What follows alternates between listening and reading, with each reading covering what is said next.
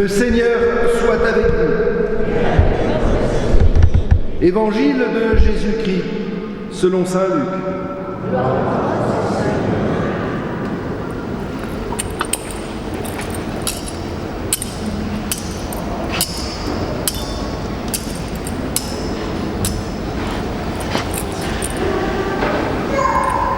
En ce temps-là, tandis qu'il faisait route vers Jérusalem, Jésus traversait villes et villages en enseignant. Quelqu'un lui demanda : « Seigneur, n'y a-t-il que peu de gens qui soient sauvés ?» Jésus leur dit : « Efforcez-vous d'entrer par la porte étroite, car, je vous le déclare, beaucoup chercheront à entrer et n'y parviendront pas. Lorsque le maître de maison sera levé pour fermer la porte, si vous, du dehors, vous vous mettez à frapper à la porte en disant « Seigneur, ouvre-nous », il vous répondra « Je ne sais pas d'où vous êtes ». Alors, vous vous mettrez à dire « Nous avons mangé et bu en ta présence, et tu as enseigné sur nos places. » Il vous répondra « Je ne sais pas d'où vous êtes, éloignez-vous de moi, vous tous qui commettez l'injustice. » Là, il y aura des pleurs et des grincements de dents, quand vous verrez Abraham, Isaac et Jacob, et tous les prophètes dans le royaume de Dieu,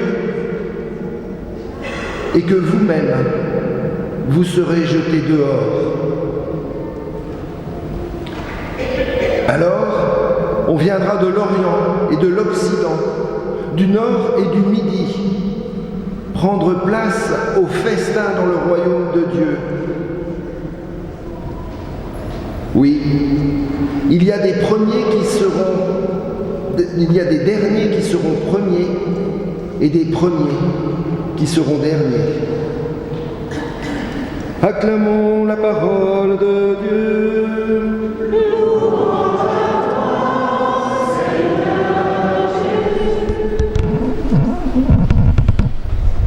Sera sauvé. Combien seront-ils? Nombreux? Le petit nombre? De toute évidence, ces questions ne préoccupent pas beaucoup, me semble-t-il, nos contemporains. Que signifie aujourd'hui, pour un grand nombre, l'idée même du salut? Les préoccupations, nos préoccupations tournent plutôt autour du bien-être, du bien-vivre physique, psychologique, souci de soi, souci du développement personnel. Il suffit d'aller dans les librairies, les grandes surfaces de secteur pour voir quels sont les rayons de livres qui se vendent sur cette question, bien plus que sur des questions religieuses.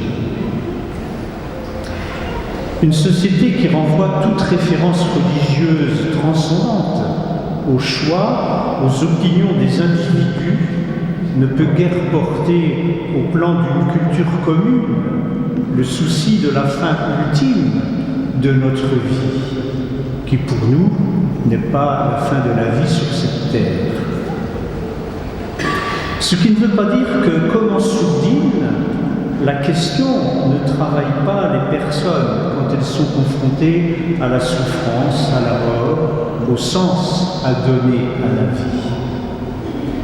C'est dans ce contexte que, chrétiens, nous accueillons l'évangile de ce jour. À la question de l'homme, les sauvés ne seront-ils qu'un petit nombre? Jésus se garde bien de répondre. Mais il invite à un discernement et à un choix. Efforcez-vous d'entrer par la porte étroite, celle qui ouvre sur un chemin resserré et exigeant. C'est le chemin de la suite du Christ. Jésus dit dans l'évangile de Saint Jean, « Je suis la porte, je suis le chemin ». Nous l'avons entendu dans le verset de l'évangile. Et Jésus met en garde ses auditeurs sur une illusion possible. Ceux qui ne seront pas passés par cette porte étroite resteront dehors au jour du jugement qui sera le jour du salut. Ils diront, nous avons mangé et bu en ta présence, tu as enseigné sur nos places. Mais il leur répondra, je ne sais pas d'où vous êtes. Ils se sont crus familiers du Christ, ils pensaient le connaître parce qu'ils l'avaient entendu.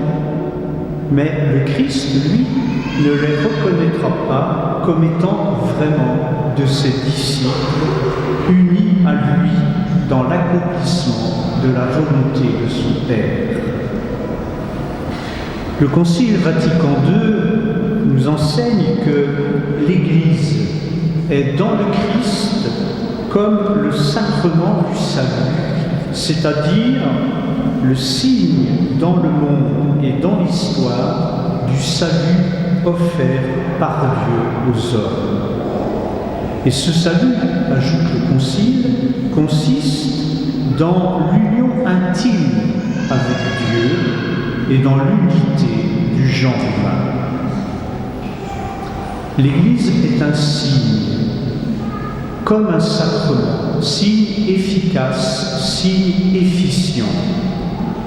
Tout d'abord, elle l'est par les institutions que dans l'Esprit Saint, elle a reçues du Christ par les apôtres et qui la fondent en Jésus, qui la fondent en permanence dans le Christ mort et ressuscité. Il est de bon ton aujourd'hui, c'est pas nouveau, mais il est de bon ton de parler avec un certain dédain critique, trop facilement critique, me semble-t-il, de l'institution Église. Alors bien sûr, on peut faire des critiques d'un certain nombre d'institutions, mais quand même, il faut faire attention, car les institutions les plus essentielles dans l'Église, celles qui la font tenir dans la foi, dans la fidélité au Christ, ce sont les Écritures saintes, l'Évangile, que l'Église a reçu dans la tradition de la foi venue des apôtres, de la première Église, tradition de la foi dont les évêques, avec le pape, sont les garants au cours de l'histoire. Les institutions, ce sont aussi les sacrements qui remontent aux gestes, aux paroles de Jésus durant son ministère. Et au cœur de ces institutions sacramentelles, il y a le baptême et plus encore l'Eucharistie. Ce n'est pas pour rien que lorsque nous parlons des paroles de la consécration, nous parlons du récit de l'institution. Alors faisons attention quand nous dédaignons l'Église institution. Ce serait parfois, ça pourrait être de dédaigner l'Église elle-même au bout du compte. L'Église est signe efficace du salut à travers ses institutions fondatrices et comme nourricières de sa vie, mais aussi à travers la vie des chrétiens, la vie des communautés chrétiennes. La foi, l'Écriture, les sacrements sont là pour nourrir sans cesse la foi, l'espérance, la charité de l'Église et des chrétiens. La foi, l'espérance et la charité forment le cœur du témoignage que nous avons à rendre à Dieu au milieu des hommes de ce temps. Et ce témoignage, il repose, c'est évident, sur chacun de nous, dans sa vie personnelle de chrétien, mais nous avons aussi à le porter ensemble, à nous porter les uns les autres pour grandir dans la foi, l'espérance et la charité. À l'heure où de nombreuses et graves questions se posent à l'Église, il ne faut pas se le cacher, des questions qui touchent au gouvernement, par la hiérarchie, à la place des laïcs, à la place des femmes, aux tensions entre groupes de sensibilités différents et d'autres choses. Je ne vais pas faire toute la liste. Il ne faudrait pas oublier la question fondamentale qui doit guider tout le reste. En écrivant aux Thessaloniciens, saint Paul commence par rendre grâce à Dieu, je le cite, pour leur foi active, leur amour mutuel qui se donne de la peine et la persévérance de leur espérance.